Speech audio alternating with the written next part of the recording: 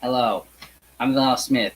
This is probably the weirdest video ever made. It is both a common YouTube trend, top 10 video of sorts, and the most uncommon YouTube thing probably ever done. I'm going to say it. I've read every work of Shakespeare now. I can brag about this. I didn't read these plays for the record to brag about it. I just really love Shakespeare's work, and he's actually a really great playwright. But it is kind of funny to brag about. Like, yes, I have read every work of Shakespeare's. I have read every poem, every play, all 1,252 pages of it. I am a total nerd.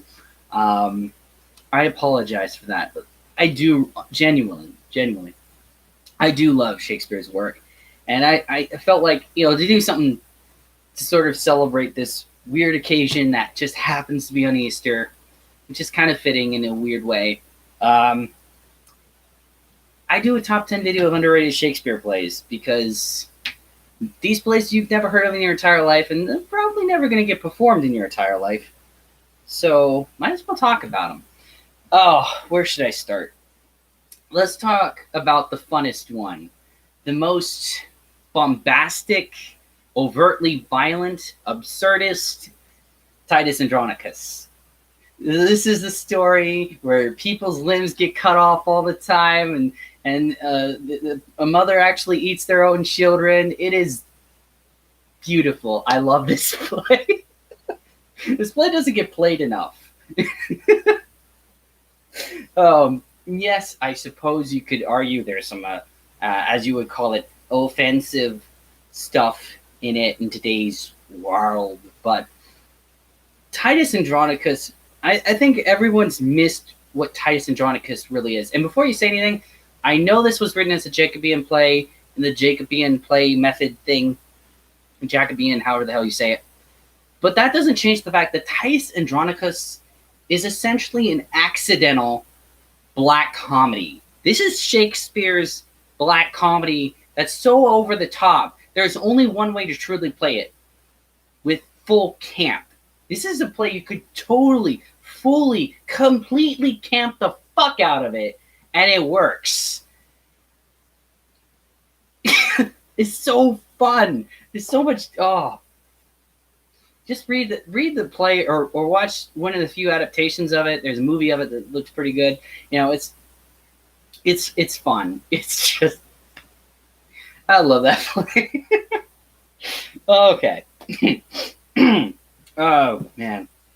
It's okay. So that's Titus Andronicus. Hold on. Roll a list so I remember which ones to talk about here. Let's see. Let's talk about what I think is Shakespeare's best war play, which is Coriolanus. Okay, the reason why Coriolanus is the best war play is, like, even though the play isn't necessarily, like, there is action in it and violence, but there's not necessarily much of it, but that's not really the point of the play. What Coriolanus works as is that it delves into the a person who's been into war and how that can have such a jarring sort of alien effect to us normal people like myself. And Shakespeare manages to address this in the most simple but brilliant way: language. Coriolanus talks in the way of war. He talks like a drill sergeant. Get the fuck up, you motherfucking blah, blah. It's worse than that, as you know.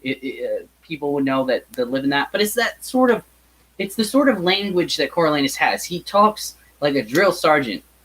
It talks in the way, get up, you fat ass, you motherfucking lazy piece of shit kind of attitude. Though in Shakespearean tongue, because, it's Shakespeare's language, and he has all these and thous. But it's that sort of attitude that Coriolanus has. He means well, but it's in such an alien way to normal talk in Shakespeare language with all the other people that it causes a very alienating effect, and that adds to sort of implying the sort of mental breakdown of the main character of Coriolanus. And yeah, that's just awesome. It's really brilliant. It's heavy, but it's really good. And I think we should go back to a comedy now. One of my favorite comedies is As You Like It. Now, As You Like It may seem on the surface like your typical Shakespearean comedy of cross-dressing women acting as boys and so on and so forth. But it is mostly that. But the thing that I love about As You Like It is Shakespeare writes about thoughts and simps before thoughts and simps became a terminology as we know it today. I'm not joking. There's a whole phrase in here, and I have it over here. Let me just find it the exact. Here we are. You foolish shepherd, wherefore do you follow her like foggy south, puffing with wind and rain? You are 1,000 times a properer man than she a woman. 'Tis such fools as you that make the world full of ill-favored children. 'Tis not her glass but you that flatters her, and out of you she sees herself more proper than any of her lineaments can show. But mistress, know yourself, down on your knees, and thank heaven fasting for a good man's love. For I must tell you friendly in your ear, sell when you can, you are not for all markets. Cry the man mercy, love him, take his offer, foul is most foul, being foul to be a scoffer. So take her to thee, shepherd, fare you well. Yes, Shakespeare talked about thoughts and simps before we even knew the terminology of it. That doesn't show he's a genius. I don't know what does. So there. Oh man, I'm having fun with this. I don't care if you are. I'm having fun, so fuck it. All right. Let's talk about, where should we start next? Let's talk about Richard II. Yeah, let's talk about Richard II. Richard II, not the third, the villain one, which we all know and love. No, the second. Richard II is a very different play, but it's very, very interesting in a way most people don't know. Let me explain.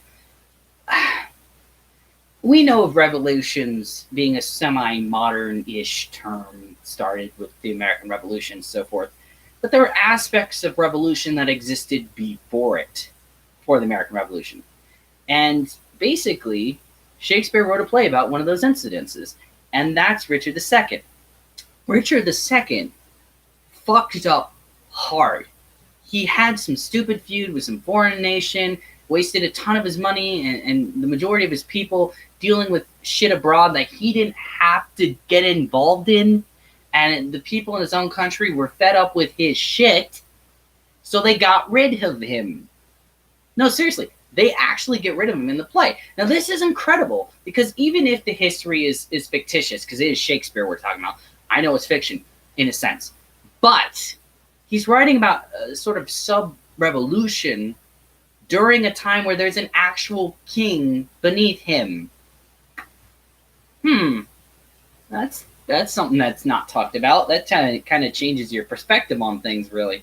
It's like, I know that in the play, Richard II, of course, we get another king to replace the current king, but still, it's very interesting. It's very kind of a revolutionary idea in that story, and that's what's so fascinating about it. Really go give it a read, or if you can find a performance of it, watch it, because you see this sort of like pre-revolutionary concept being implemented in this story. And what makes it even weirder but more interesting is this is a prequel of the Henry IV stories, which are actually about Henry V. But literally, this is the prequel to Henry IV. So it's even doubly interesting in that perspective. So yeah, a lot of fun on that one. Okay, what should we talk about next? Jonathan. Should we do measure for measure? No, I haven't. Let's go ahead and do measure for measure. Okay. Measure is another interesting play, kind of like in the case of Richard II. So you have this king that's been a bit too lenient on the laws, and people are kind of getting away with things that they shouldn't. Now, the king knows this, and he knows that he needs to bring back a harder set on the law, but he doesn't want to do it himself because it risks him possibly losing his kingdom. So he comes up with a brilliant idea. He decides to give some excuse about him going abroad for whatever reason, and gives reign control of his lorddom, dukedom, whatever it was, to this very hard law person that's heavy on forcing the hardest laws in the hardest ways. And that's exactly what happens. That's exactly what occurs throughout it. Now, this leads to a horrible law that was made. Like, this guy messed up, had sex with a woman. The woman's pregnant. Um, Obviously, the court found out about it. And instead of just making the two marry and accepting that they fucked up, which was a thing that happened back in the day before now, where you can just fuck whoever. It was a different time back then, really different. You look into the actual history books on that. I don't want to get into all of that, but the thing is, instead of just like making them marry each other, they decide, no, we're just gonna kill you instead, the man, for doing this. Yeah. Anyways, while this is going on, we find out that the king or duke, whoever it was, is actually hiding as a priest to keep an eye on the person he put in charge in case he goes too far, and he gets involved in the affairs of the plot. But the most interesting aspect of all of this is that in the play, towards the end, although this was set up earlier on, Shakespeare actually explores the concept of psychological manipulation before I believe even the terminology of psychological manipulation existed. He does this in a simple way. There's this one minor character who's an idiot. He just talks shit about everyone all of the time. And he stupidly talks shit about the king, not knowing that, or duke or whoever it was, not knowing that that person is the duke because he's disguised as a priest at this point. Or something like that. True. Anyways, towards the end of the book, this idiot does this. And this is the psychological manipulation I'm talking about. And let me see. "'Tis he, my lord. Come hither, good man, bald pate, I say. Do you know me? I remember you, sir, by the sound of your voice. I met you at the prison, in the absence of the duke. Oh, did you so? And do you remember what you said of the duke? Most notedly, sir. Do you so, sir? And was the duke a fleshmonger, a fool, and a coward, as you then reported him to be? You must, sir, change persons with me, ere you make that my report. You, indeed, spoke so of him, and much more, much worse. O thou damnable fellow, did not I pluck thee by the nose for thy speeches? I protest, I love the duke as I love myself. Hark, how the villain would close now, after his treasonable abuses. Such a fellow is not to be talked withal. Away with him to prison." And of course, the duke reveals who he is and punishes these dumbasses for trying to do this. But this is fascinating that Shakespeare addresses the very concept of psychological manipulation before the term psychological manipulation even existed. It's just interesting. Okay, so we got measure, gotten through Coriolanus, Richard II, as you like it. Let's talk about Pericles. Pericles. Okay, Pericles is just fun. Pericles is like a set of fairy tale adventures that just does a bunch of different things. Okay, so what happens is that you have a bunch of like multiple adventure plots happening one after the other, after another throughout the play. And that's what I think is so interesting about it. It starts out with Pericles trying to get this one girl to be, his wife. And there's the classic fairy tale thing where you have to go through a trial. He manages to find the solution to the trial and win, but he realizes the king does not want to give his daughter away and wants to kill him. He figures this out. He flees. He talks to his advisors at his home about what the fuck should I do. And he says, dude, just go away. Go out to sea, hide. We'll call you. We should come back when it's safe. And that's what he does. And he goes on a bunch of meandering adventures, finds another woman after that he wins in marriage via winning a joust and so on and so forth. And there's just a lot of interesting adventurous stuff like that. Yeah. Though I can see why Pericles would never be performed today, because towards the ending, this one woman gets, the daughter of Pericles, she gets kidnapped and forced into prostitution, only for her to refuse to be with anyone by sort of preaching to people about chastity. So that's probably why no one would ever touch it. But it's just interesting play in of its own regard. Yeah, so, yeah. Looking at the wrong thing. Okay, so, Coriolanus, Richard II, I like it, Pericles. Andronicus. Measure for measure. Ah, here we go. Let's go with. Let's go with next with Henry the Sixth. Okay, Henry the Sixth is Shakespeare's first play. It's in three parts, but it's part one, part two, part three of Henry the Sixth. Very first plays of his.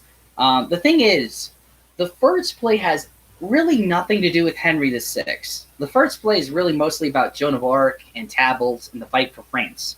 So it has really nothing to do with Henry the Sixth. But the second and third one have everything to do with Henry the Sixth, and they're really the ones I want to talk about. Henry VI Part 1, Part 2, and 3. Now, what's so fascinating about Henry VI Part 2 and 3 is just this interesting characters and dynamics. We have a cardinal, a religious cardinal, who's non-religious. Everyone points out he's not religious. He's basically a greedy little bastard, and everyone kind of knows it and chastises him for being this unreligious person who happens to be religious. Now, what makes this dynamic even more interesting is you have the king, Henry VI. Henry VI is the most religious person ever. He's total religious in the religious sense. But he's effeminate in his religion, his Christianity. Oh, I should tell you, if you don't know this, this is going to like blow your mind, but Shakespeare was a Christian, and if you read any of his plays, you'd know that. He references Christianity just as much as he references classic Greek and Roman mythology and so forth. It's not, fine if you don't believe in that stuff. I'm not going to try and preach at you or anything. I'm just saying, how the fuck are you going to understand Shakespeare's work if you want to accept the history of what Shakespeare's world was like? It was Christian, okay? There's fights between Protestants and Catholics around that time. Accept it. You don't have to believe it, but accept it. That was a history then. I'm getting off topic. So you have Henry VI. Henry VI, that was a very effeminate leader. And it's because of his effeminacy that all hell breaks loose. And what I mean by that is throughout the entire play, there's plots and counterplots of people trying to take over the throne over and over and over and over and over again. It never stops. Just constantly trying to take over the country. And eventually it does succeed, and someone else takes over the country, and Henry VI dies. But what's interesting is as the king is so effeminate, his wife, the queen, is trying to be as masculine as possible while failing at it miserably, and trying to keep her son to be next in line on the throne, while eventually losing him in death in one of the conflicts of conquest that occurs in the second one. The third one. I mean, the third part. But yeah, it's just really interesting, the plots and counterplots and the constant trying to take over the throne by multiple groups of people all the time because of the effeminate king who can't be a legitimate leader in any degree. It's interesting. So yeah, that's Henry VI. Like I said, all these plays are really cool and interesting, and they're really fun to get into. If you can find a performance of it, that's great. But you can always try reading it if you want to. I mean, I get Shakespeare can be daunting for those who don't know how to get into it. And really, you can't really get into reading Shakespeare until you've at least watched some of the plays to get the gist of Shakespeare's language and stuff. It's easier to understand it when you can see it. And since plays were generally meant to be performed anyways. So, anyway, I'm getting off topic. Okay, so let's see. Coriolanus, which is second. I didn't like it. Pericles. Andronicus. Henry VI. We did, measure for measure. Okay, so we're on King John. Yes, King John. Okay. King John, I just think it's a fun, interesting little history jaunt that Shakespeare does. What I find interesting is how a good portion of the story of King John is about how the king, King John, tries to break away from the Roman Catholic Church, only for the Roman Catholic Church to get upset and go, you can't do that, and then they get in a fight throughout most of the rest of the story. It's just really interesting for that. The history of that sort of stuff and the way Shakespeare writes about it is just fun. I mean, yeah. So, yeah. Right then. Coriolanus, switch it to second, as you like it. Pericles, Titus Andronicus, King John, Henry VI. Measure for measure. All right, the last one. This one, this one I'm going to talk about is my favorite. It's my favorite one of the underrated plays that I've mentioned. It is the most criminally underrated play, and for the life of me, I have no understanding why nobody talks about this play or performs it that much. Timon of Athens. Okay, Timon of Athens is about the sap who thinks he has friends. He doesn't, but he thinks he has friends. You see, Timon of Athens has the money, if you know what I mean. And because he has the money, he has a bunch of kiss-ass motherfuckers who just want his money and pretend to be friends with him to get his money. Timon, being a complete sap that he is, doesn't realize this. And that's eventually what damns him, literally. Eventually, he loses all of his money by helping everyone else, or, throwing big parties and so forth. And, he's not only in debt, his debt is going to get him killed if he doesn't get it settled. So he asks his friends to help him in that. And they say, fuck you, essentially, but in Shakespeare speak. He gets really upset at that, pisses on them in a way. And then he just kind of flees in hiding and kind of goes a bit nuts, heartbroken at the fact that he never really had any friends, I think. Yeah, it's a great, depressingly great play. But there is this great side character. Let me see if I remember his name. Hold on. I keep forgetting the guy's name. Darn it, I should have that. 1007. There we are. Here we go. This is the one I was looking for. Timon of Athens has only like one really good friend.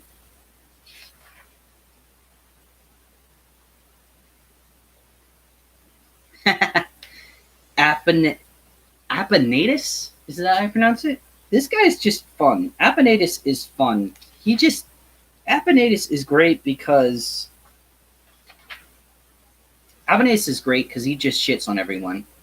Oh, they lords, so they come by great bellies. That's a lavishness apprehension. So thou apprehendest it, take it for thy labor. How dost thou like this jewel, Aponatus? Not so well as plain dealing, which will not cost a man to do it. Yeah, Aponatus, I love this guy because he just fucking says fuck you to everyone, but in Shakespeare speak, because he doesn't really trust anyone. As he puts it, I'd rather be with a room full of enemies than with anyone that says they are my friend, because he can trust a villain to be a villain more than he could trust people that try to be friendly with him. Yeah. Anyways, this guy, this cynical man, who doesn't ask for anything of Timon, and doesn't really get anything from Timon, especially in the first half, really. He is his own. This guy's Timon's only friend. He literally stands up for Timon to go, look, you fucked this up. You're fucking this guy over. You tricked him. Please, just give him some time. He'll make the money. I'll help in some way. And like, nope. If you stop this now, or we'll kick you out of your own country. He's like, no, you stop this. And they kick him out of his own country for saying such things. He gets upset. He throws on a war to go back at them for hurting Timon of Athens. He eventually gets revenge for Timon of Athens, but it's too late, and Timon of Athens dies alone, without a friend. It's a fucking amazingly awesome play. It deserves more recognition than it gets. I don't understand why this play has been all but forgotten. It baffles the fuck out of me. It really does. It's so fucking good. It's always prevalent. It's always like that, even now. Nothing has changed in what Shakespeare wrote 400 some odd years ago to now when it comes to Timon of Athens. It's so on point. But what makes it worse is the play was probably about some historical event that happened even farther back than what Shakespeare wrote about. So it's good play, really good play. And I think that covers everything that I wrote. Coriolanus, Richard II, As You Like It, Pericles, Timon of Athens, Titus Andronicus, King John, Henry VI, and both 1 and 2 and 3, and Measure for Measure. This has been fun. See you later and stuff.